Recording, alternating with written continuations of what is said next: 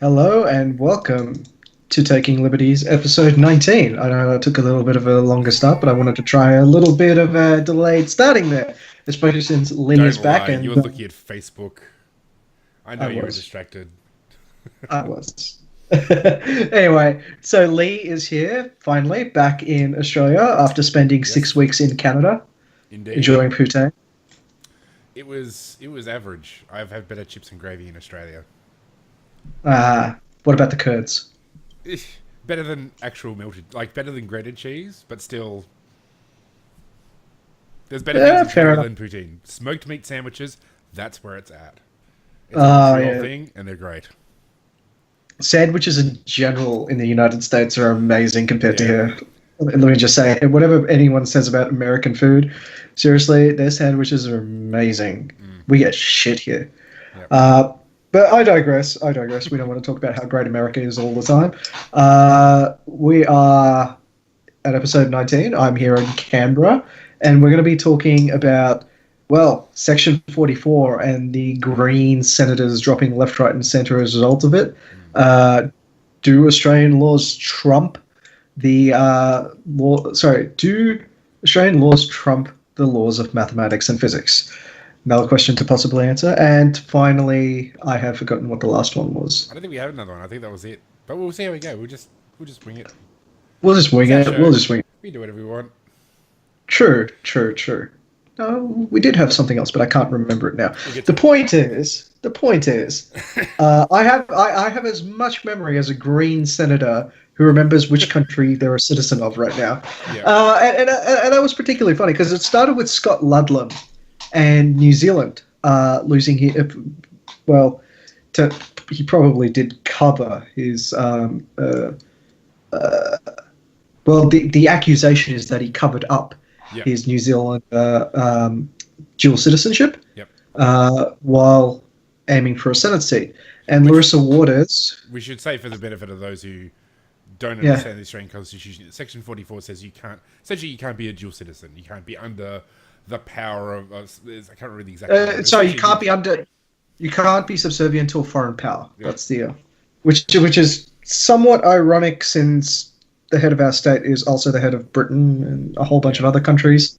So I mean, it's But is Queen Elizabeth, I she's feel not she's not in our parliament, so true, true. But I get the feeling, this is the same. This is a bunch of the same guys that thought White Australia policy was a great idea. yeah. So it's just like I feel like they were sitting there and going like, hey, you know what? You know what's a really shitty policy? White Australia policy, right? And then someone comes along and goes like, hold my beer. Let's make being dual citizens and being in Parliament illegal. Yeah. And that's just me, trying to do some really bad humor because the reality is our founding fathers did not consider themselves Australian. They considered themselves British. In fact, the concept of Australian citizenship has only existed since 1949. So take that in your pipe and smoke it, nationalists. But I actually really, I'm I really, interrupted you. So you were saying Scott Ludlam and then Larissa Waters. So Scott Ludlam turned out to be a secret, a crypto New Zealander, and Larissa Waters turned out to be a crypto Canadian. Um, well, it's funny because like she posted something along the lines of, and it was a couple of months ago, but she said like, I was born in Canada. Nobody seems to ask me about my Canadian citizenship, and like people are just going like, well, that aged well, yeah. because well, Also, people Scott did mention this. Ludlam taking a swipe at Bob Day for never having been a real senator. Oh yeah, Which yeah, was yeah. So it's Bob Day who was so the same section of the Constitution says that if you're bankrupt, you can't be a member of Parliament, and so he was kicked out of the Also, Senate. if you're being criminally convicted for a sentence greater than a Yeah. year. So Yep. so Scott Ludlam took a big swipe at Bob Day because his company went under and he had made personal obligations to the creditors, so he had to leave the Senate, and so there was a whole thing in the High Court about he was for a period of time he was in the Senate, but he shouldn't have been a senator, and Scott Ludlam took a swipe at him, and Scott Ludlam should have never been a senator for the last 9 years. So yeah, Yeah, yeah, it's pretty much the same story. But the interesting thing is, I don't. Here's the thing: everyone who seems to be caned by this law seems to be Anglospheric in their birthright, right? I'm yeah, talking like British citizens. So Sue versus Hill, 1998. that was effectively a dual British citizenship holder. And now we're seeing it's someone who is a Canadian and another person who's a New Zealander, a New Zealander. And I'm sitting here and going like, so effectively, this is the most anti-Anglospheric section in the Constitution that exists. It doesn't affect anyone else, right? It literally doesn't affect anyone it would else. affect others if they were discovered to be. I mean, so No, actually, Penny Wong is being asked questions about her Malaysian citizenship. she's answered. She's actually formally renounced it. Oh, she did? So, Okay, all right. yeah, and also at the time when she got her Australian citizenship, Australia and Malaysia did not have a dual citizenship Right. thing in place. Yep. Yeah, so it was pretty much the case of you had one or the other. Yep. And there's a lot of countries where that's the case. So, like, the interesting thing is these debates online have led me to learn a lot about what it takes to renounce your citizenship in certain places. Did you know to renounce Australian citizenship, you have to pay $205 firstly to file the posting. Yep. All right, and then it's not official until the Minister of Immigration has officially given you your renunciation of citizenship certificate. Now, at any point in time, the minister can withhold that, and right now the primary reason that they've withheld it is outstanding taxes. So they can actually withhold it, and they currently do if you owe taxes in Australia. Yep. Another example, so the United States actually charges an exit tax based on your income, which I found amazing. So I was sitting there going like, this wow. is part of because they do they tax people globally. So if you're a US citizen and you're working anywhere in the world, doesn't matter if you're in the US or not, you get taxed. And people started, and then they made it even harder to be US citizens because then they to working overseas because they then changed the regulation around banks and banking and created all these incredibly onerous regulations on foreign banks with US citizens who are customers. And so they started, all these Swiss banks started cutting off all their US clients because they don't want to deal with the hassle. So people tried to start renouncing their citizenship. And this is around the time that, what's his name? The Eduardo, whatever his name from Facebook, one of the co-founders of Facebook. He had Malaysian, I think it was Malaysian or Singaporean citizenship. He was going to renounce, and then they created this law to try and stop people from like that from leaving. So essentially, it's the US they trying to punish people for renouncing their citizenship, even though they've made it incredibly hard to be a US citizen living in the world.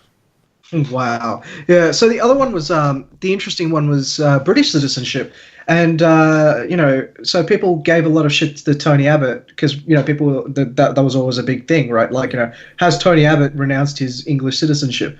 And the answer was he technically has. In 1993, he apparently filled out a stat deck. Well, he filled out something and filed something with the British High Commission in Australia on a particular date. And the British government was kind enough when he asked for the letter. They sent him a letter saying, yes, we have the fact that you renounced your citizenship in 1993. Now, some people went like ballistic going like, I want to see his long form renunciation certificate effectively. Yeah. It's similar to the birther movement. At which point I went and looked up everything I could on renunciation of British citizenship. And before 2013, literally, to renounce your citizenship to Britain, all you had to do was file a stat deck. Until 2013, it was literally you file a stat deck. That's it. That is I would love for the system to stay like that. I was just like, wait, hang on. Now they've gotten involved, and it's something like £400. You got to fill out the renunciation certificate, and it's the same as ours. You got to make sure you've paid all your back taxes and all whatever taxes you owe, and they can withhold renunciation until you've whatever it is renounced. Until the minister has signed off on it. Yeah, but the point, But the point is, like, I was sitting there and going, like, hang on. Before that, it was literally a stat deck. You've gone from having a stat deck to now needing this massive thing, and I'm there going, like, why the fuck do these people want this? Like, it's literally someone saying, I no longer want to be part of your country. Why is this such a difficult process? Yeah, right? Because bureaucracy. That's why. I mean, it's. Yeah. I mean, it's. I guess unlike the US, where they're trying to be punitive, the Australian system and the British system is just it's bureaucracy and it costs money to have somebody manage all this stuff, and presumably the cost of it is just a nice little sweetener for the government in terms of revenue. I mean, I've quite often when they go hunting for sources of revenue, they go to the immigration process. They make it more expensive to get visas and all the rest of it, and this is just another little thing where they can nab somebody who, well, won't be able to vote after that point. So what do they care if they're pissed off that they got to pay for an $800 fee? Yeah, that's a good point. I mean, like they're effectively opting out of the country, so it doesn't really matter that much. But I found it somewhat interesting. I learned a lot about the exit process of a lot of countries. And what I actually found funny is there was so other journalists, right? I use the term loosely there, decided to go on a hunting expedition and find out every single person in Parliament that held dual citizenship. And they've gone through and asked them, did you renounce? Did you renounce? Penny Wong, as you mentioned earlier, was one of the ones that responded. Sam Dastyari is another one. Yeah. So he's in a special boat because the Section 44 only requires you to make reasonable steps, right? Yeah. Iran probably would never allow him to formally renounce because he came here effectively as an asylum seeker. Well, his parents did. But the point is, basically, they wouldn't probably allow that formal renunciation. So the thing is, the High Court has ruled that he's taken all the reasonable steps, and therefore it's effectively the same as renunciation.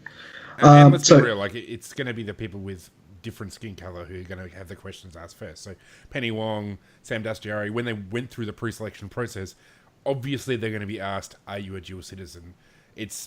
Someone like Scott Ludlam or Larissa Waters, Larissa Waters moved to Australia when she was 6. So she lived in Canada for 6 months. She moved here after 6 months. So I actually had this pointed out by people who've put the application through. In fact, I looked at the application process to announce your candidature, and it actually gives you Section 44 in plain text. Sure. Right? And in the next section, it asks you to basically effectively sign something similar to a stat deck. Yeah. Right? That says you've read and understood Section 44. Sure. Right, and you are saying that you are not a dual citizen. And actually, the form also says lying on this form carries a penalty of 5 years. Yeah. So I'm actually really surprised that neither Larissa Waters nor Scott Ludlam have been charged. Wow. Yeah. It's effectively the same as lying on a stat deck. Sure. Yeah. They've literally committed perjury. Sure. I mean, and I'm not denying that. I guess the point I'm trying to make is that people are not going to ask questions if you're a white person and saying you're like if you went for a pre-selection in the Liberal Party, they're going to say, "Were you?" Well, forget pre-selection. Any job I've ever applied for has asked me if I'm a dual citizen. Well, that's it. I mean, it's incredible the amount of. I think even now when I was applying for jobs at Coles, they were saying you need to bring a copy of your immigration status, and I'm like, well, I'm an Australian citizen. Like, you can't just say you are. You have to prove it because of presumably all the red tape and all the hoops they have to jump through for immigration purposes. So, yeah, I mean, you're going to get questions. I'm not. If I say I'm an Australian citizen, no one's going to blink. I am, for the record. But he's just saying that. I'm just saying. I'm okay with hiring dual nationals. I could actually get a British passport, but my dad was born in England. So, but anyway, I mean, it's just to say that they're not going to ask questions of Scott Ludlam and Larissa Waters. They will ask questions of Sam Dastyari and Penny Wong because they're just different coloured, and that's just going to attract a different sort of attention. I think there was like about 20 people or so in Parliament who were born overseas. And everyone with the exception of 4 gave satisfactory answers. Everyone with the exception of 6 gave satisfactory answers. The other 2 people... Sorry, 2 of them were Green senators who were saying that we're currently getting the proof. So it's Dean Natali and... Dean Natali, and I can't remember who it was, but he was from Tasmania. Swish Wilson. So Singapore, originally from Singapore, now lives in Tasmania. Yep. I think that's Peter Wilson. I think so. But Natali was an Italian citizen. Yeah. So the 2 Green guys are currently on it, trying to prove that they aren't. Oh, no, Nick McKim. No, it might be Nick McKim? Yeah. No, I think I don't know which. I have no idea which one it is. Okay, like I'm stupid. Yeah. But the point is basically they're both Green senators. They're currently based in the process of proving that they're not dual nationals. But 4 Labor politicians refused to answer, and I found that they're all British descent. Yep. Right, all former British. So I sat there going like, Why would you not answer that? It's the easiest for you to. Yeah, I mean, the time when you guys came here, literally all you had to do was file a stat deck. yeah. So Yeah, but if they didn't, that's the thing. Like, if you say, "Oh, yeah, I've done this," they're gonna say, "Show us evidence." yeah, show So us if the you just show say, us the "Oh, I'm stat. not going to answer that question," well, then there's not much more you can sort of go with there. With But which is why I'm surprised that that got swept under the rug last week. Because like theoretically, I'm sitting there and going like, if I saw four politicians, right, not coming up with an answer at all yeah, at a time when everybody's like, running off, like running around like their heads have been cut off, going like, oh shit, I got to prove that I'm not a yeah. dual citizen.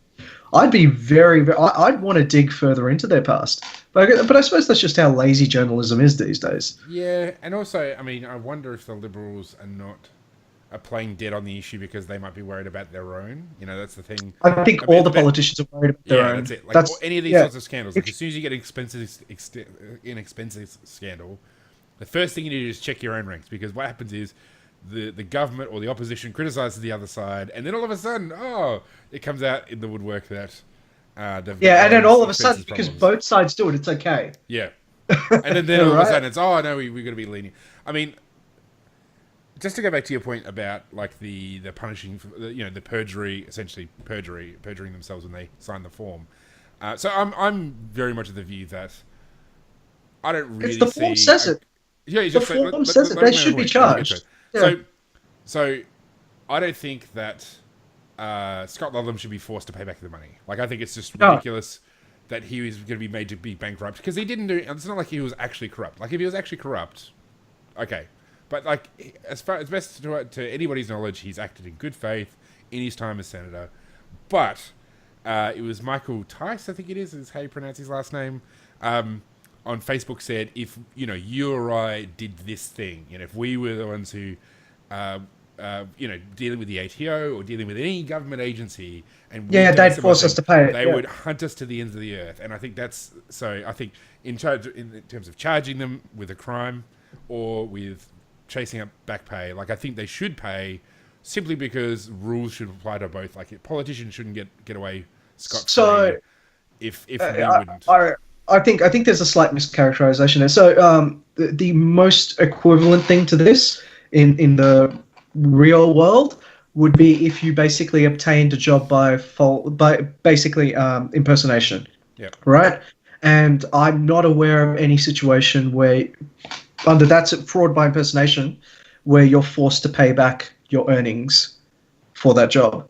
Like, even though you weren't qualified and did that job, there are criminal charges that can be associated with fraud by impersonation. But to my knowledge, there's nothing that requires you to pay back. I mean, I'm happy for someone who's an actual. High Court has decided, from what I understand, the High Court has previously made people who were improperly elected to pay back the money. Yeah, it's up to the High Court's discretion. They have, and Rod Colton is an example of that. Yeah. So himself by being a complete dickhead about the entire thing.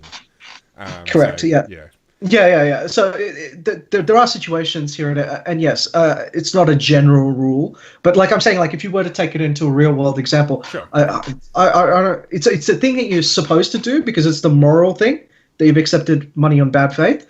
But I'm not aware of any strict sort of. I think it's done on case by case basis, bases, and I don't think that in this particular situation, technically Larissa Waters and Scott Ludlam did represent their particular voter base and their particular voter base's values. So I'm with you on that one. I don't think he needs to be made to pay the money back. But like, I think it's more just the equity. Like, if we owed $2.6 million to the ATO, they wouldn't say, "Oh, you just made a mistake. Whoopsie." It was they would be relentless. They'd have us on the rack, and they'd be drawing and quartering us, and they'd be saying, they would. So they would. That's probably. I mean, I think what I've seen is a lot of Schadenfreude about this whole thing, just laughing at the Greens. I don't think that's either sensible or the right thing to do. Like, they made a mistake. My big thing is I'm actually really enjoying this because there's two elements of the conservative movement right now who are technically at odds with each other, and I've been pointing this out. So there's a conservative, right? And that's, basically tradition for traditions. Well, I say tradition for tradition's sake, but that's a bit of a straw man. They favor the idea of like these institutions built by centuries of tradition, so that you've got a stable base for society. And then you've got the conservative movement that also embraces the entire notion of nationalism and all of this thing. It's more of a modern conservative movement. The modern conservatives are technically now in opposition to the traditional conservatives, because the traditional conservatives would be arguing, hang on, technically there isn't meant to be a distinguishing feature between British nationalism and Australian nationalism, right? Sure. Because we are technically British. We're, in 1901 when the Federation was founded, nobody said we are Australian. They said we are British people living in Australia. Yep. Right. The entire idea of Australian identity is something that's kind of like a post-World War II thing. And post-Gallipoli sort of thing, but it's a thing that's built up incrementally over our federation. Yep. So I'm sitting here and going, like, technically, if you're a traditionalist, you should not like the way that Section 44 is interpreted.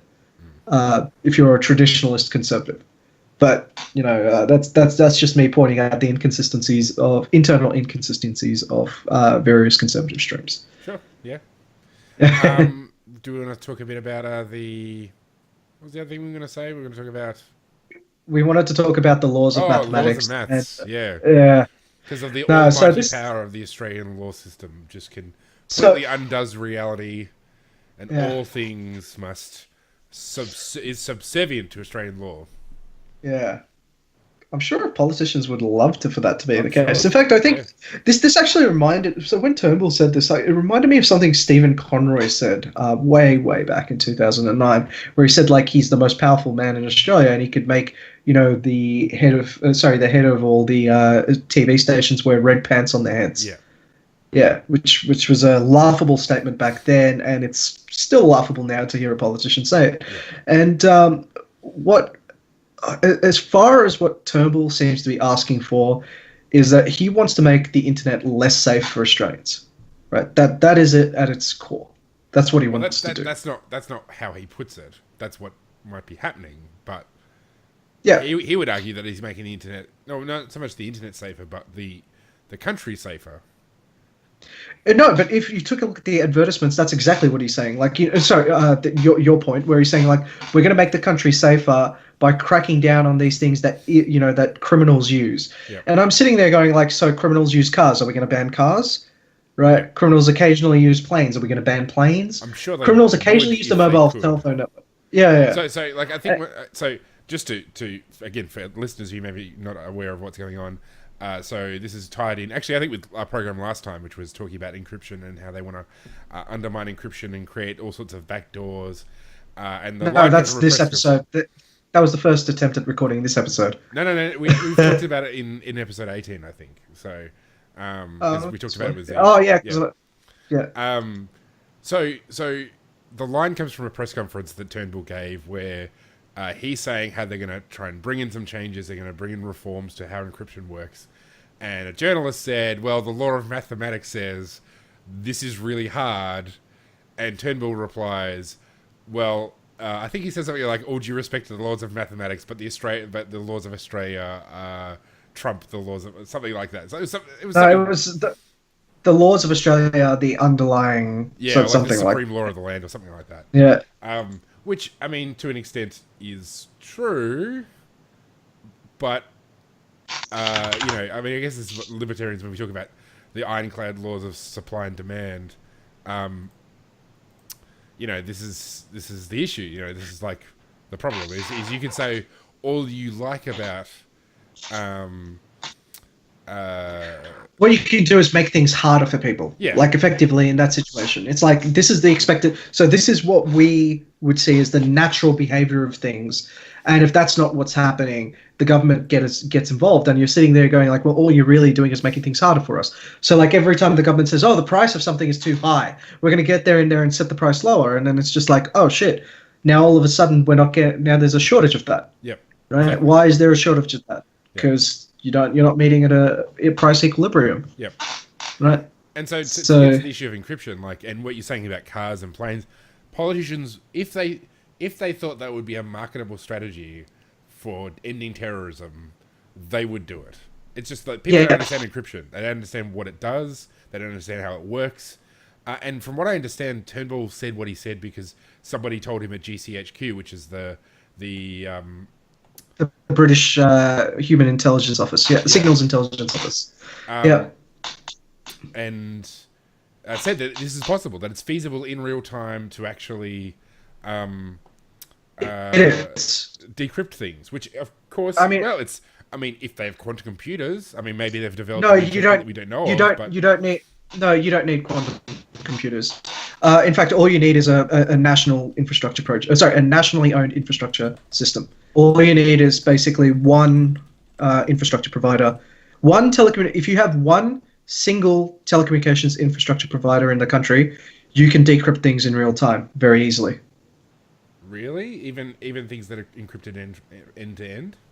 Yeah, very, very easily. It's a system called web proxying, and companies do it all the time. So what happens is, effectively, you bar all communications except those that are externally available through the web proxy. In this case, it would be a national web proxy. Anyone who's got like a corporate laptop, and you might have noticed, like, a VPN client pop up, which requires you to connect to a special server of theirs to get out to the internet, right? Effectively, you'd be doing that on a national scale. And because we have the NBN code, it's actually very easy for the government to do exactly what GCHQ suggested. It'll be expensive, but they can do it, and they can actually watch all of our shit in real time if they so choose. Okay. It's an expensive solution. It's very uncomfortable for people. Everyone who's ever going to connect to the internet will then have to have a client installed, like an Australian internet client to actually get out to the internet. Okay. But they technically can, and they can do it in real time. So what GCHQ is saying is technically feasible, and it's possible. It's just very expensive. And it's not feasible. It's expensive. You can't make everybody do it. No, you can. You can. Like I said, we've got a national infrastructure project. There is something called a terrestrial monopoly on infrastructure in Australia. Yep. If the law was written in a way to say only connections, connections from. I understand that, but what I'm trying to say is that that's not feasible in the sense of you couldn't do that. You have to radically overhaul how the government interacts with the internet. So at the moment we have multiple ISPs. We don't have everything under a single thing. We have not everybody going through the same browser. So you essentially have to move to Chinese style. But that's the entire point of the NBN code. We spent $80 billion to give the government the ability to do this. That was the entire point of the exercise. The future is there. They will be able to do this. They just have to allocate the money for the national proxy. There is the moment the NBN got signed and started building, they started building the infrastructure for the ability to do this. Yeah. Hello, Lee? Yeah, I'm here. Sorry. I'm listening. I was expecting you to say something else. Yeah. Yeah, okay. Well, so it could be possible in the future, but they haven't. That's not what they announced. No. So that's if not they what announced that, so what Turnbull was talking about though was just breaking encryption in real time, or having some sort of way of dealing in real time that doesn't involve completely nationalizing every aspect of everybody's usage of the internet. But you don't. No, you've misunderstood what I was explaining as a technical solution. You don't need to nationalize. In fact, everybody can have their choice of ISP, right? But the point is, as long as it's all routed through this one piece of infrastructure that you have, right? Which is what the NBN Co is, right? That's why that's what I'm trying to explain. Once you've got this national monopoly, Okay, you can actually do what they're trying to talk. So I was trying to say, one level below, dude. Okay. Yeah. So what GCHQ, if my understanding was breaking things in real time, Australia's unique set of circumstances, thanks to the NBN Co, it is technically possible to get to what they're suggesting, but it's not a cheap solution, right? That's the thing that needs to be indicated, and I don't know if that's what Turnbull's talking about. Okay. But if someone told me is it possible to do break encryption in real time? I would say yes. There is one way I can think of now that we have the NBN code that we could do it. Okay, so Yeah. I'm just so out of curiosity. So actually, no, it's all right. We're running out of time Yeah. anyway. So I It's have more fine. questions. I try to get my head around the technical side of things. Yeah. So what you're actually saying is that the laws of mathematics are subservient to the Australian law. No, I'm saying the laws of mathematics aren't really related to this. Okay. It's more so. See, people are thinking like they're going to be breaking encryption, right? And I'm sitting there going like, well, no, they don't have to break it, Yep. right? They just have to say you have to go through their man in the middle, Yep. and then they look at it legally because you've given them permission to on all your traffic. Yeah, we do. Yeah. Okay. Yeah. That makes more sense, and it's still Yeah. terrifyingly authoritarian. So let's hope they don't do it. I know. And sometimes I'm actually scared now that I've uttered it out. That someone in the George government is going to go, Brandis hang eagerly on, watching we just have to Taking do. these radios to get like the in-depth analysis of how to like take over the country. Yeah, You're welcome, George. I Send can- us the check. We don't get none of this coach money. We need fat authoritarian stacks to make up for the lack of money coming from China. Yeah, because otherwise the show might go under, Oh right? yeah, that's it. Well, we've only got like 3 listeners, so Oh shit. Okay. Well, in that case, I'm gonna go home early and then just sleep it off, right? all right. So I guess that makes it our episode. That makes it episode 19. That's it. Like, comment, subscribe, do whatever you need to get our count up. And if you're listening if you've got this through Facebook, like the Facebook group for the latest info. All right, that's it. See you.